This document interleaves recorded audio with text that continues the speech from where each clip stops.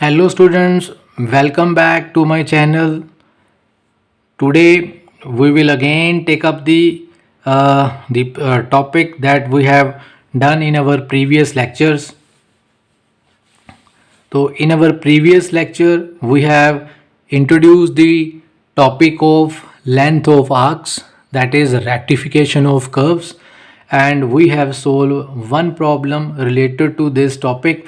And now in this lecture I am again taking one more example, and it is very important example as far as your examination view is concerned. And please see the example.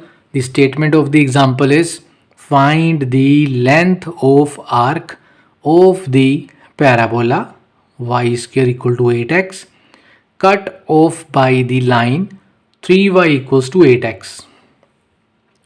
So you can easily see that कि यहाँ हमें दो curves दी गई हैं.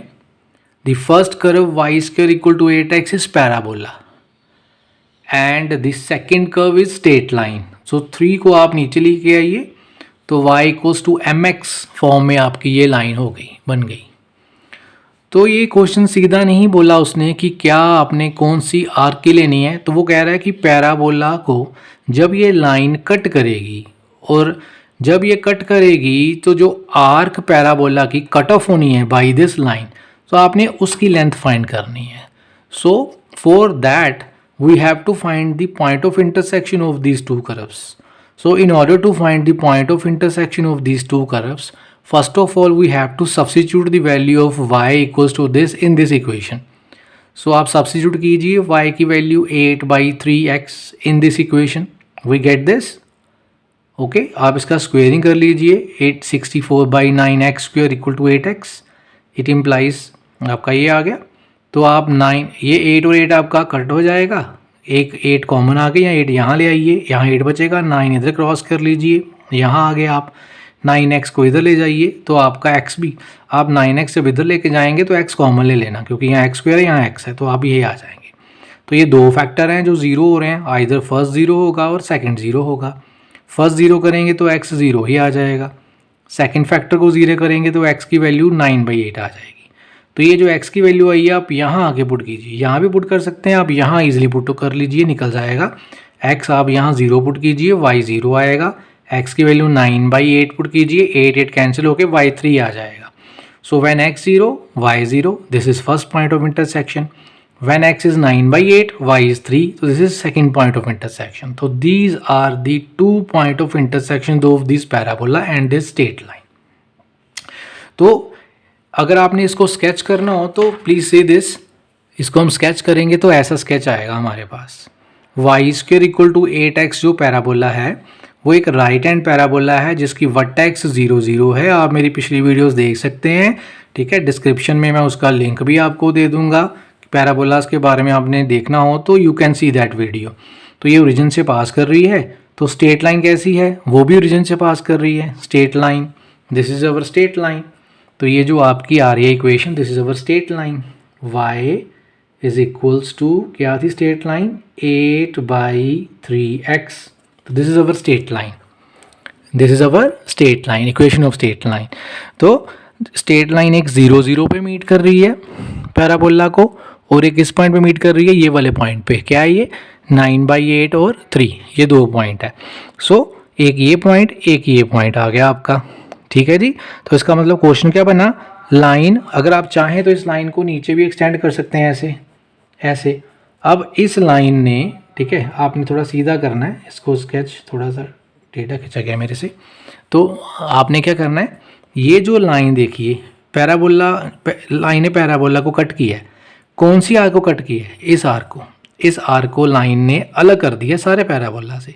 तो ये जो arc आ रही है ना, यहाँ से लेके यहाँ तक, आप चाहें तो इसका नाम भी रख सकते हैं point A. This is point A. तो ओ से ए ये जो आर्क है, आपने इसकी लेंथ फाइंड करनी है. तो ये जो लेंथ है ये इस पॉइंट और इस पॉइंट के बीच है. तो वहाँ से हम देख लेंगे हमने परपेंडिकुलर कौन से ड्रॉ करने हैं. तो ये क्लियर हो गया ना आपको. हमने ये लेंथ फाइंड करनी है. तो दोबारा आप देखिए, पीछे आइए यहाँ पे. तो सबसे पहले आप डेरिवेटिव लीजिए. यहाँ से आपने यहाँ से y की वैल्यू निकाल ली. dy/dx निकालिए, 1/2 नीचे आएगा, x की पावर -1/2, और वो -1/2 नीचे लेके आएंगे तो dy/dx की वैल्यू आपकी √2/x का अंडर आएगी। अब अगर आप ध्यान से देखिए, अगर मैं यहाँ x को 0 पुट करूँ तो dy/dx तो इन्फाइनाइट हो जाएगा, एग्जिस्ट ही नहीं करेगा। तो this is our condition, dy/dx has to exist, इसको एग्जिस्ट करना ही करना है। ठीक है, 0 पे क्यों कर रहा हूँ, क्योंकि कर्व जो है पॉइंट ऑफ इंटरसेक्शन ये आए हैं, हमने लेंथ ऑफ आर्क यहाँ तो 0 से ये लेनी है या 0 से ये, मतलब इस पॉइंट से इस पॉइंट पे जा रही है तो 0 बीच में ही है, 0 और 9/8 इंटरवल है हमारा, तो 0 पे ये एग्जिस्ट नहीं कर रही, इसका मतलब हम dy/dx नहीं यूज़ कर सकते। तो हमने किया था पिछले लेक्चर में, हम इसको उल्टा देंगे, मतलब यहाँ से हम x की value in terms of y ले लेंगे कर्व की, तो वो ये आ जाएगी आपकी। आप नीचे ले जाइए 8 को, अब यहाँ से आप dx/dy निकालिए, dx/dy, इसका y से डिफरेंशिएट कीजिए, 2y आ जाएगा, 2 और 8 कटेंगे, आपका y/4 आ जाएगा, राइट। तो dx/dy की वैल्यू आ गई। अब जब आपने dx/dy यूज़ करना है तो हमें लिमिट्स ऑफ इंटीग्रेशन भी y की लेनी पड़ेगी ना, तो हम कर्व से देखेंगे कि हमने क्या लेनी है, लिमिट्स ऑफ इंटीग्रेशन। तो अगर आप ध्यान से इस कर्व को देखिए तो कर्व का एक एंड पॉइंट ये है, तो ये लाइन हो गई x एक्सिस y = 0। इस पॉइंट पे आप देखिए y कितना है 3, तो यहाँ से परपेंडिकुलर y एक्सिस पे खींचिए, तो इस पॉइंट पे जो y की वैल्यू है वही इस लाइन की इक्वेशन हो जाएगी, तो इस लाइन की इक्वेशन हो जाएगी y = 3 दिस पॉइंट। तो आपकी इंटेग्रेट 0 से 3 आएगी, मतलब ये जो आपकी बन रही है कर्व, ये जो आपकी आर्क आ रही है, ये इस लाइन और इस लाइन के बीच में आ रही है, राइट। तो आपकी लिमिट 0 से 3 आएगी, और यहाँ से dx/dy आप इस फॉर्मूले में डाल दीजिए। हमने ये सेकंड फार्मूला किया था, 1 + dx/dy का होल स्क्वायर रूट, ये लेंथ ऑफ आर्क का फॉर्मूला है कर्व की। तो 0 से 3 क्यों लिया, ये मैंने आपको एक्सप्लेन कर दिया। आप चाहें तो डायरेक्ट भी दे सकते हैं, ओरिजिन पे y 0 है और इस पॉइंट तक जाना है, इस पॉइंट तक y क्या है 3, तो आप सिंपल 0 से 3 ऐसे भी देख सकते हैं। हमने इस पॉइंट से इस पॉइंट तक आर्क फाइंड करनी है, तो इस पॉइंट, ये तो ओरिजिन है, ओरिजिन पे आपका x भी 0 एंड y भी 0, यहाँ तो दोनों ही 0 हैं, तो x 0 से यहाँ तक जा रहा है, x ले ही नहीं सकते, तो y यहाँ 0 है और यहाँ 3 है, तो 0 से 3 हमने ले ली लिमिट। जिस पॉइंट से जिस पॉइंट तक जाना है वहाँ देख सकते हैं हम हमारे x की वैल्यू क्या है, x ऑर्डिनेट क्या है और y आपका कोऑर्डिनेट की वैल्यू क्या है। तो यहाँ वैल्यू डाली मैंने, y/ आपकी 4, तो स्क्वायर आ गया, 16 आप एलसीएम लीजिए और 1/4 अंडर रूट से बाहर लेंगे, 16 को 4 निकलेगा, वो बाहर ले जाइए। अब ये 16 को लिख सकते हैं 4 का स्क्वायर, तो ये a² + x² वेरिएबल वाला फार्मूला, अगर सबको याद हो तो a² + x² का फार्मूला होता है x a² + x के स्क्वायर का √2 + a² /2 log ऑफ a लिखा मैंने, a ये है, log of x + a² + x² का अंडर रूट। तो यहाँ x की जगह y है हमारा, a हमारा यहाँ 4 बनेगा, a² लेना, a 4 बनेगा हमारा, राइट। क्योंकि जो 16 है, 16 को हम 4 का स्क्वायर लिख सकते हैं, 16 को वी कैन राइट 4²। तो आप लगा दीजिए इस पे ये फार्मूला, ये आपने लो क्लास में किया हुआ फार्मूला।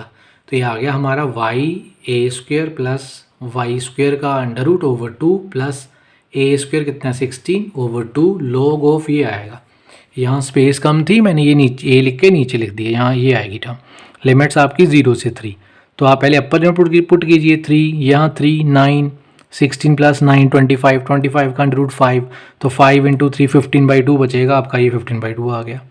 सिमिलरली आपका 8 बचेगा, आप यहाँ 3 पुट कीजिए a में, यहाँ 3 आपका 8 आएगा, माइनस जब आप लोअर लिमिट 0 डालेंगे, ये 0, लोअर लिमिट पहले अपर डाली ना सभी ने आपने, उसके बाद आपने माइनस क्या डालनी है, लोअर डालनी है, ये 0 रखेंगे, ये सारा 0 हो जाएगा, a में 0 रखोगे तो आपका 4 का √2 बचेगा, ये आ गया आपका, सॉरी 16 का √2 आपका 4 बचेगा। तो आपका यहाँ अपर माइनस अपर डालेंगे, ये आया, लोअर में आपका यही निकलेंगे 2 टर्म्स, क्योंकि लोअर में ये टर्म 0 हो जाएगी, सिर्फ 15/2 आया। तो log m - log n, इसको आप लिख सकते हैं log m/n, नीचे 1/4 भी अंदर मल्टीप्लाई कर दिए, यहाँ 8 आएगा, यहाँ आपका 2 बन जाएगा, तो दिस इज़ log m/n, ये 8 और 4 कट के आपका 2 आएगा, तो ये आपका आंसर आ जाएगा लेंथ ऑफ आर्क का। तो ये क्वेश्चन आपका एक अच्छा क्वेश्चन है, इसके बेस पे और भी आपको क्वेश्चन दिए हैं।